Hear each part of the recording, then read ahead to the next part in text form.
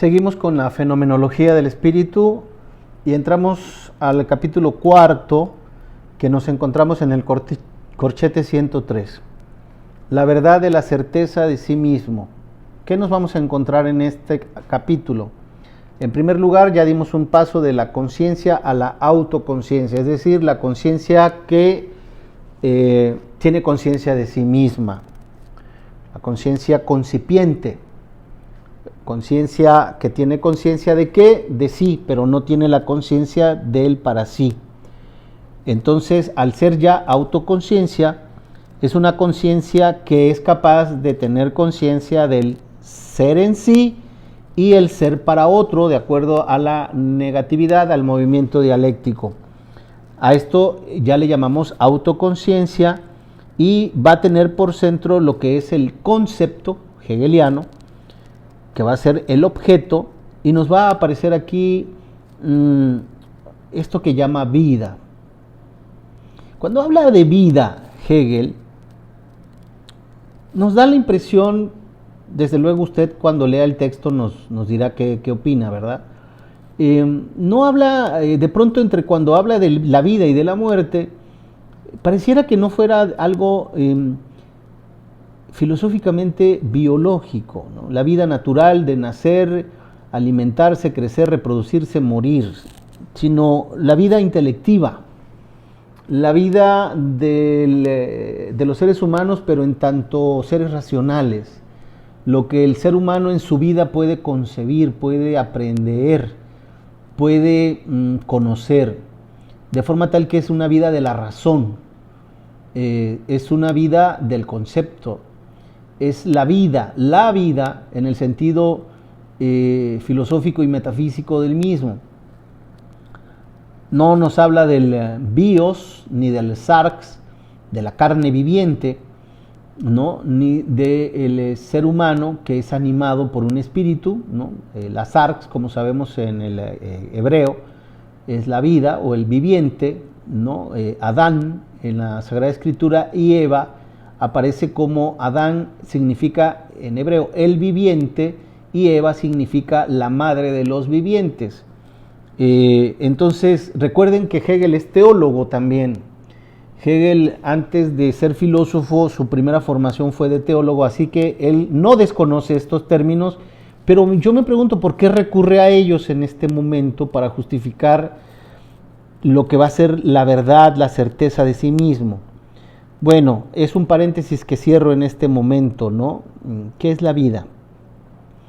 Pues nos va a decir que tiene distintos momentos y que este algo viviente es lo que va a ser la unidad de los diferenciados, de los diferentes momentos de la autoconciencia o de la vida, que nos va a llevar a la esencia, a la infinitud y a la autosuficiencia.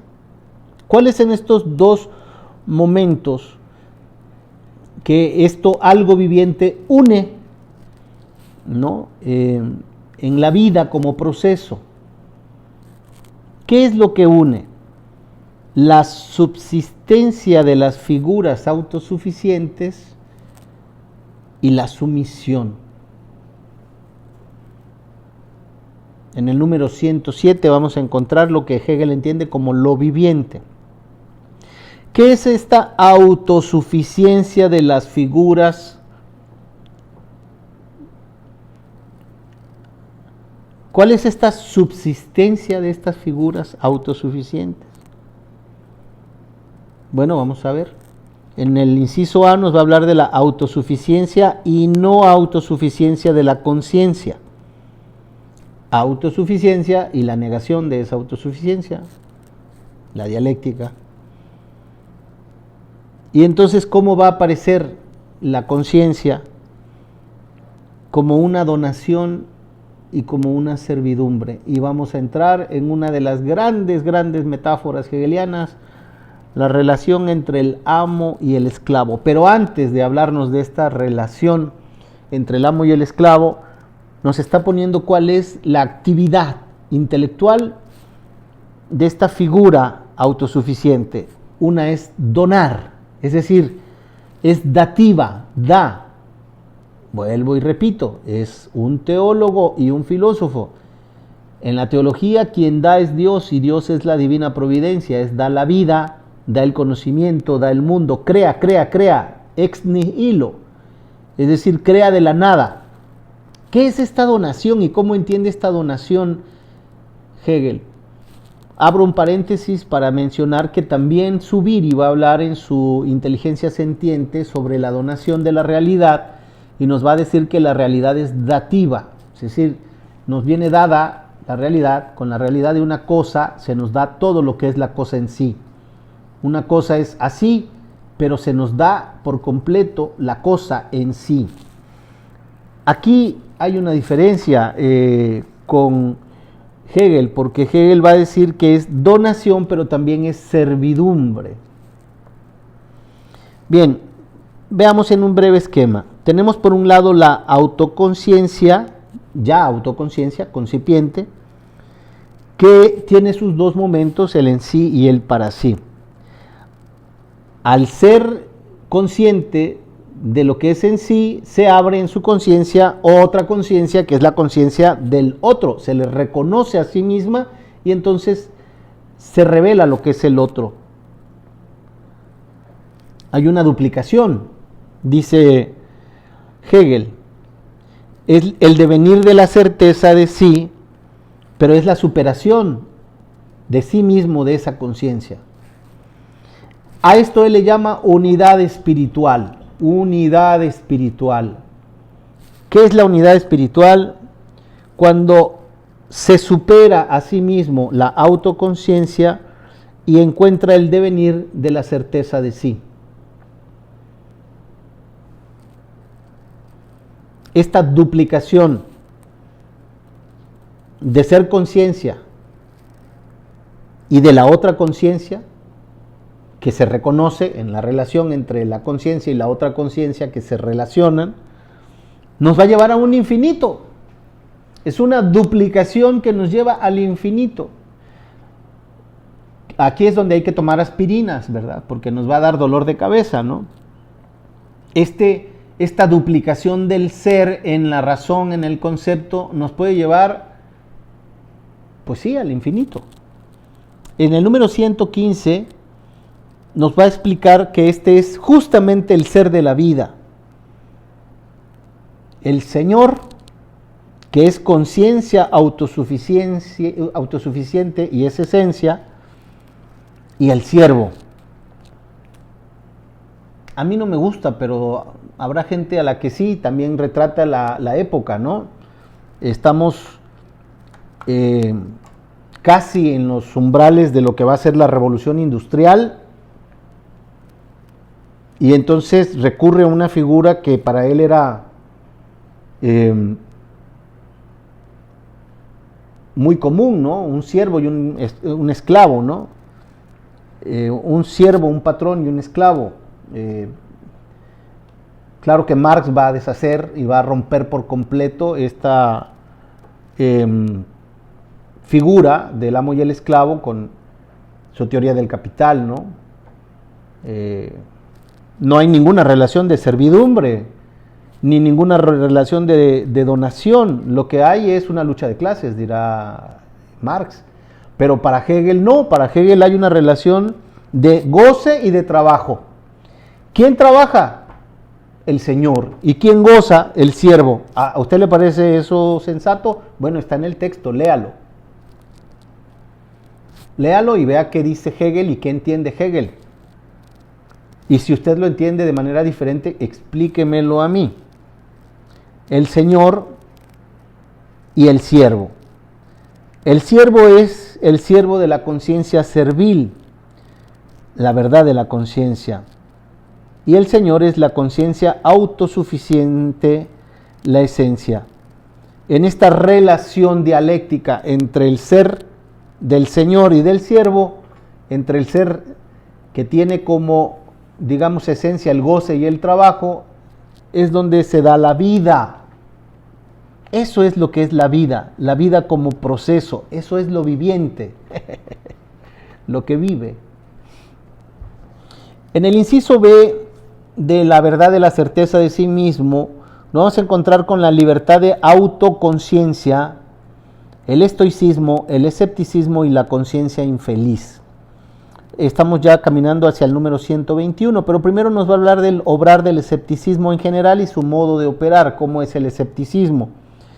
Nos va a hablar del movimiento dialéctico y de la inquietud dialéctica absoluta, ¿sí? El movimiento dialéctico es una inquietud dialéctica absoluta. ¿Se acuerdan de San Agustín, no? Mi alma está inquieta, mi alma no está quieta y estará inquieta hasta que descanse en ti, decía San Agustín en la Edad Media. ¿En qué descansaba San Agustín? Pues en Dios, en la espiritualidad, en sus verdades de fe, en el Espíritu Santo, si ustedes quieren. ¿En qué descansa esta inquietud dialéctica absoluta y dónde encuentra la quietud del reino de lo suprasensible Hegel? Pues nada menos que en el reino de las leyes, del que hemos hablado antes.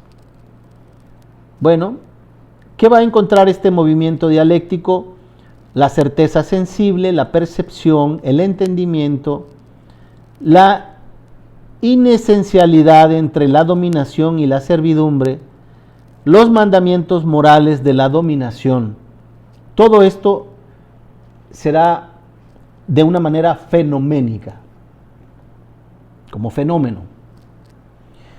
Es la ataraxia del pensamiento que se piensa a sí misma, la inmutable y verdadera certeza de sí misma. En el estoicismo, hace su crítica, la autoconciencia es la simple libertad de sí misma. En el escepticismo, esta libertad se realiza.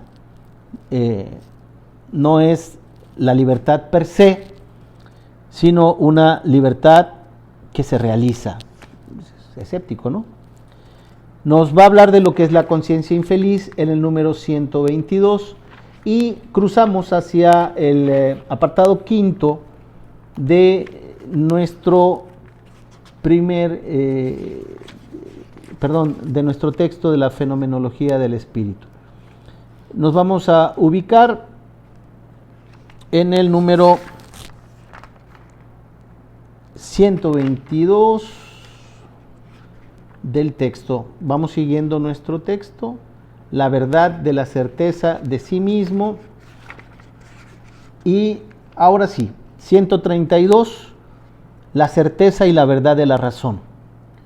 ¿Qué es la certeza y la verdad de la razón? La razón es la certeza de la conciencia de toda realidad. La razón es la certeza. Ya no estamos en la parte sensible, ya no estamos en la conciencia pura, ya estamos en la autoconciencia y entonces nos encontramos con la razón. Y la razón es una certeza de la conciencia de ser toda realidad. ¡Qué ambicioso! Es así que expresa el idealismo su concepto de la razón. Inciso A. Nos va a hacer una separación de lo que es los tipos de razón. En primer lugar, la razón observante. ¿Qué es la razón observante? Dice en el 138, la razón que al principio se relaciona presintiendo a la realidad efectiva o que solo sabe esta realidad efectiva como lo suyo en general, procede en este sentido hasta la toma universal de posesión de la propiedad que le está asegurada y planta en todas las alturas y en todos los abismos el signo de su soberanía. La razón presiente la realidad efectiva, observa la esencia de las cosas como tales, es decir, observa las cosas y se observa a ella misma. Es la razón observante, la razón que observa las cosas y la que es autoconciencia, la que se observa a sí mismo. Qué interesante, porque va a ser San Ignacio de Loyola, justamente en el siglo XVI, el que va a hablar de algo que aquí ya lo estamos viendo, ¿no? Es la razón que se observa a sí misma, la autoconciencia. La conciencia siempre hay que estarla examinando continuamente. Y entonces se observa y se juzga a sí misma, se examina a sí misma. Es una razón observante. Los ojos de la lechuza de la Minerva que levantan los vuelos al anochecer. Tenemos la observación de la naturaleza en el número 139, una amplia disertación. Después nos va a hablar en el inciso B de la observación de la autoconciencia en su pureza y su relación con la realidad efectiva exterior, las leyes lógicas y psicológicas. Abrimos paréntesis, a Hegel también se le ha puesto como uno de los fundamentos para lo que será después la teoría de Freud. Algunos encuentran aquí una parte psicologizante, ¿no?, de la razón o de entender la realidad en el mundo. Le da un apartado muy importante para las leyes lógicas y psicológicas. Si alguno quiere adentrarse en ello, bueno, pues está en libertad de hacerlo. En el inciso C nos habla de la observación de la relación de la autoconciencia con su realidad efectiva inmediata, fisionómica y frenológica. Fisionómica y frenológica. El apartado B nos va a hablar de la realización efectiva de la autoconciencia racional mediante sí misma. Y abre ahí 3 incisos: el placer y la necesidad, la ley del corazón y el desvarío de la infatuación. En el número 203 nos va a hablar de la virtud. Qué interesante, la virtud que nos da el curso del mundo. Bueno, pues Hegel entiende una lucha, una batalla, un juego de fuerzas, ¿no? Fíjense estas figuras que utiliza, del mundo como algo contrapuesto al bien. Ahí está la teología, pero también está la metafísica. El mundo es una realidad desgarrada, en constante combate, lucha, al que uno tiene que tomar partido desde la razón, y va a encontrarse con esta esencia de lo que ya nos habla aquí, que es el bien efectivamente real, el en sí bueno, y luego si hay un bien, pues luego entonces hay un mal. ¿Qué es el bien efectivamente real? Pues es la esencia. El curso del mundo es invulnerable para la virtud, es decir, la virtud ya ha vencido sobre el mundo.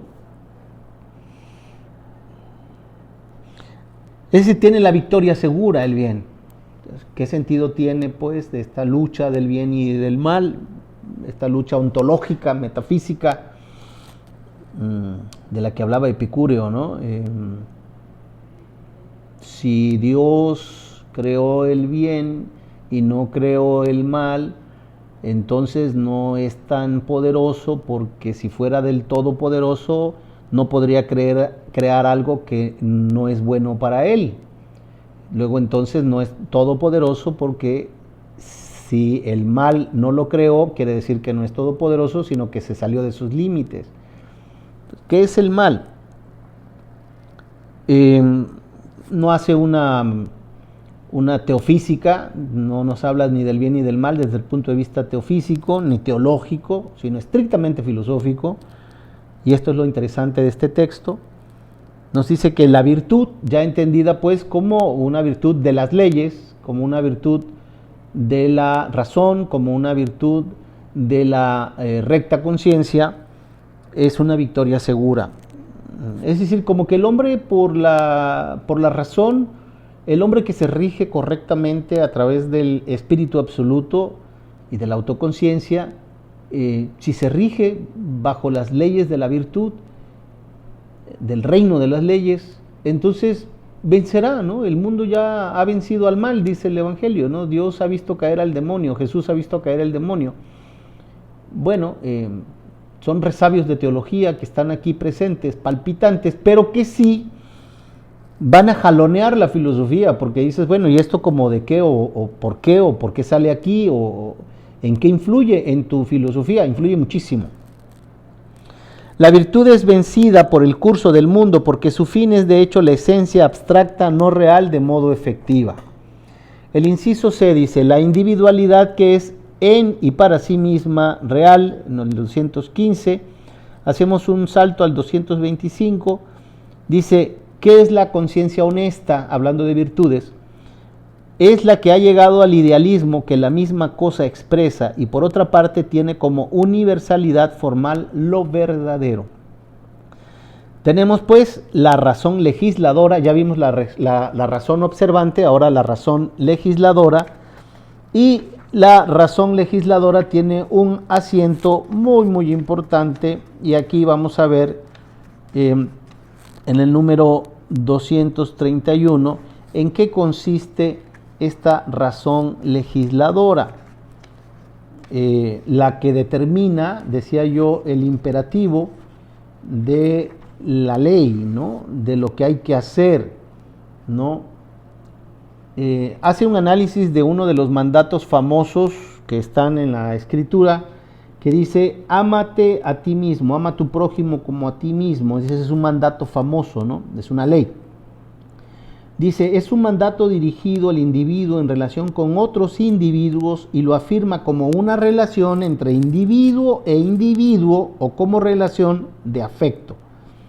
El amor activo, pues el inactivo no tiene ser alguno.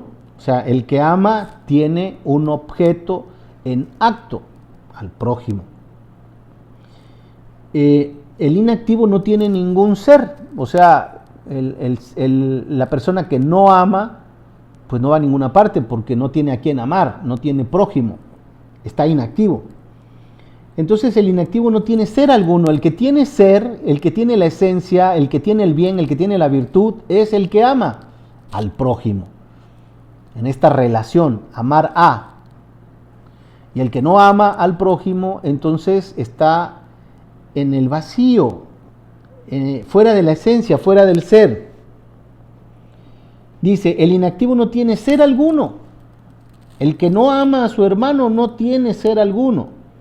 Y evidentemente no puede tratarse de él. Tiende a evitar el mal a un ser humano y hacerle el bien. No solo no quiere no hacerle el bien, sino que también tiene que ver con evitar hacerle el mal.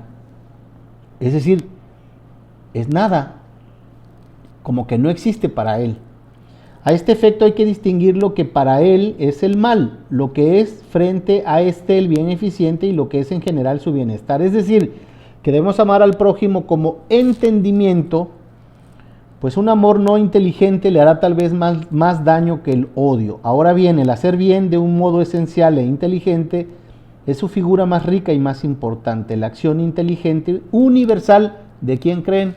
Del Estado. Una acción en comparación con la cual el hacer del individuo como individuo es en general algo tan insignificante que apenas si vale la pena hablar de ello. Vaya. Bueno, pues aquí tenemos una aplicación concreta y una crítica de lo que él hace, de lo que es la razón legisladora. El número 230, yéndonos un poco atrás, nos dice, cada cual debe decir la verdad, ¿no? Hace un análisis de estas leyes que tenemos nosotros inmanentes, ¿no? En nuestro corazón, en nuestra inteligencia, en nuestro mundo, en nuestra cultura. Bueno, ya vimos la razón observante, la razón legisladora y finalmente la razón que examina leyes. Número 232, que es la de la sustancia ética, que justamente requiere de la honestidad. Sin la honestidad, las leyes no valen como esencia de la conciencia. La honestidad es lo que hace que las leyes sean rectas y justas, efectivas, que sean verdaderamente mandatos. La esencia espiritual es sustancia real de modo efectivo. Bueno, pues hasta aquí nos quedamos con el número 237, donde nos va a hacer, dice, citando Antígonas de Sófocles, como el derecho no escrito e infalible de los dioses, no de hoy ni de ayer, sino de siempre, Este derecho vive y nadie sabe cuándo ha aparecido. ¿Sí? Este derecho vive y nadie sabe cuándo ha aparecido. Es inmanente, está en la conciencia del ser humano, está en la naturaleza humana, la honestidad, la rectitud, la ley, la autoconciencia. Es sublime como entiende él de alguna manera esta parte de la razón, pero habrá que ver si lo que él dice es verdadero. Bueno, nos habla finalmente de la convicción ética y consiste precisamente en atenerse firme e inconmoviblemente a lo que es lo justo, absteniéndose de todo lo que sea moverlo, removerlo y derivarlo. Cuando lo justo es para mí, en y para sí, es cuando estoy dentro de la sustancia ética. Esta sí es la esencia de la autoconciencia, su sí mismo y su voluntad. ¿Qué es entonces lo justo? Es estar honestamente en el mundo de las leyes, desde la virtud, como una convicción ética, conociendo la realidad en un devenir histórico que nos permite comprender el concepto, la verdad de las cosas, que nos deviene en un espíritu absoluto, en la historia que es extática y que nos lleva a la humanidad, al bien en sí y para sí. Bueno, hasta aquí la certeza y verdad de la razón, que era el capítulo 4 de nuestra fenomenología del espíritu. Vamos pues a dejar un espacio para comentar nuestras opiniones, nuestras propias lecturas, nuestras inquietudes respecto a este texto de la fenomenología del espíritu. Recuerden que estamos siguiendo la edición del Fondo de Cultura Económica de edición en México, lo que fue la primera impresión de lengua española, llevada precisamente por Javier Zubiri sobre la fenomenología del espíritu. Hasta la próxima.